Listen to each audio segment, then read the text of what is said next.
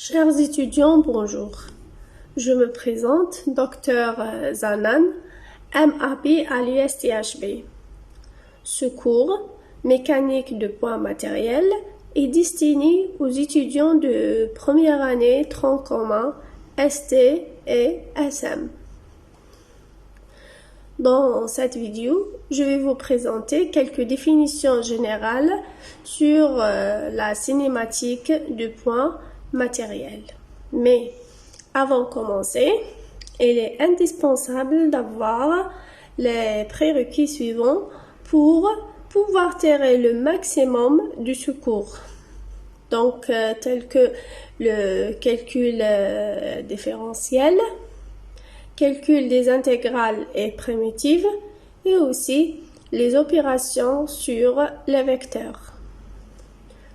Je vous invite aussi à répondre aux deux questions suivantes. Premièrement, quelle est la différence entre un vecteur et un scalaire? Et deuxièmement, quelle est la différence entre le produit scalaire et le produit vectoriel? Donc, la cinématique est une branche de la mécanique qui consiste à décrire la manière dont un corps se déplace dans l'espace, en fonction du temps, sans s'attacher aux causes qui produisent ce mouvement. Elle permet d'étudier les relations entre les paramètres permettant de décrire le mouvement, position, vitesse ou accélération, et leur expression ou transformation dans divers systèmes de coordonnées. Les notions de mouvement ou de repos sont relatives, c'est-à-dire un corps peut être en mouvement par rapport à une référence ou en repos par rapport à une autre référence. Si on prend l'exemple d'un voyageur A dans un bus en mouvement, le voyageur A est en mouvement par rapport à l'observateur C. Par contre, il est en état de repos par rapport au voyageur B. Donc, en conclusion, la notion de mouvement dépend de l'observateur et donc elle est relative. On doit associer à ce référentiel un système de coordonnées de l'espace et du temps. Pour cela, on utilise un système de repères. Donc, un repère est un système de coordonnées qui permet de quantifier les positions et les vitesses. Ainsi, de représenter une trajectoire par une courbe mathématique et de mathématiser l'effet des forces physiques sur les corps. On a plusieurs types de repères. Donc, premièrement, le repère cartésien. Dans ce cas, les trois valeurs algébriques x, y, z permettent de localiser le point M dans le repère cartésien de base et GK.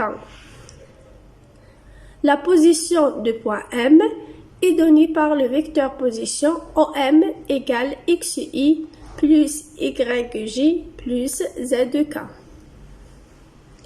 Deuxièmement, le repère polaire. Ce repère est approprié pour étudier les mouvements plans à symétrie de rotation.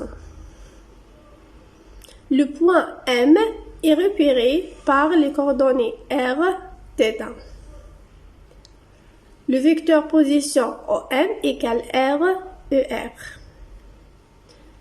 Le repère cylindrique.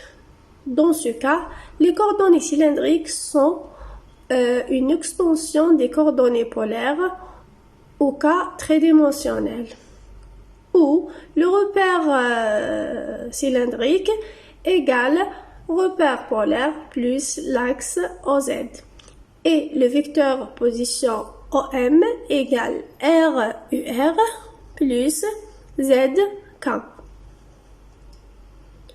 Nous arrivons au repère sphérique.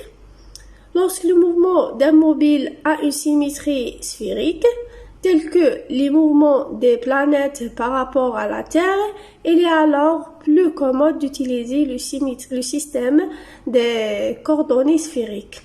Le vecteur position OM égale R, UR. Nous arrivons à la notion de point matériel. Donc, pour simplifier l'étude, nous assimilerons tous les corps étudiés à des points matériels. On décrit alors le mouvement du centre de gravitation. On prend l'exemple d'un ballon.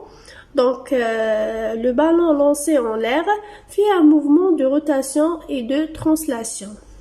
Par contre, son centre de gravité a un mouvement de translation. Finalement, la notion de la trajectoire. Donc, on appelle trajectoire d'un mobile l'ensemble des positions successives qu'il occupe au cours de temps par rapport au système de référence choisi. Et à la fin, je vous remercie pour votre attention et je vous donne rendez-vous dans les prochaines vidéos.